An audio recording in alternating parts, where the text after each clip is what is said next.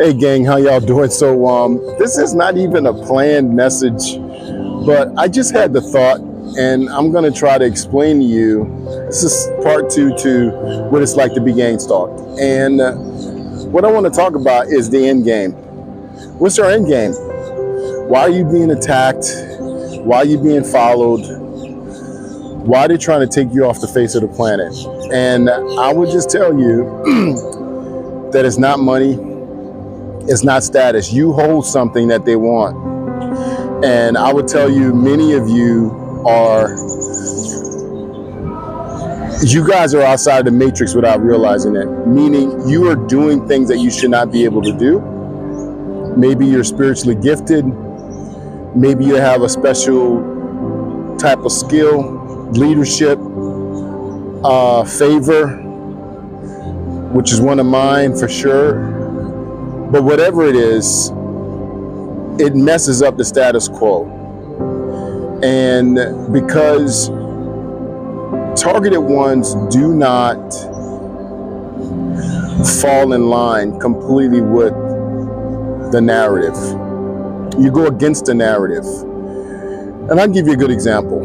I believe a person that could get along with just about anybody, a person that could speak and encourage and make anybody feel important or seen is a dangerous person, especially when you're not using it as a way to make an income or to make your life better. Like you're just doing it just to do it. Like you got to understand, people get paid a lot of money to do what I just said. And if you're not taking money to do that, you're dangerous. And even more so, if you're helping people to improve their lives and bring themselves out of a dark place without trying to make a big name for yourself, you're a dangerous person. People make millions, even billions doing that. I'm just telling you. And so I would say the end game is this. They have to minimize you and take your influence away. That's why they want you homeless. That's why they want you jobless. It's basically the whole gatekeeper mentality. And I would just tell you, if you're a targeted individual, if you're a chosen one, you have to find a way to work outside the matrix.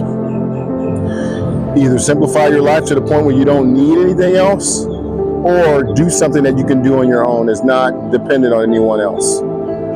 Because you have gatekeepers. They basically own every business, every industry that you can think of. And if they want to touch you, they can.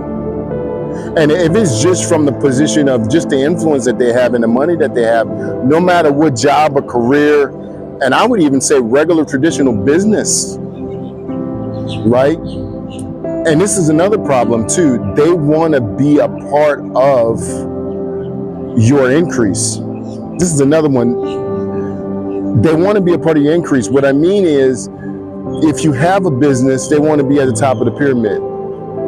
They either want to be a partner with you, or you got to take money from the bank or something. They got to have their fingers in it some kind of way. And that's something else we got to get away from, right? We need to be able to write our own ticket and not dependent on the system. And I'm telling you, it's a very powerful place to be, and we can do it.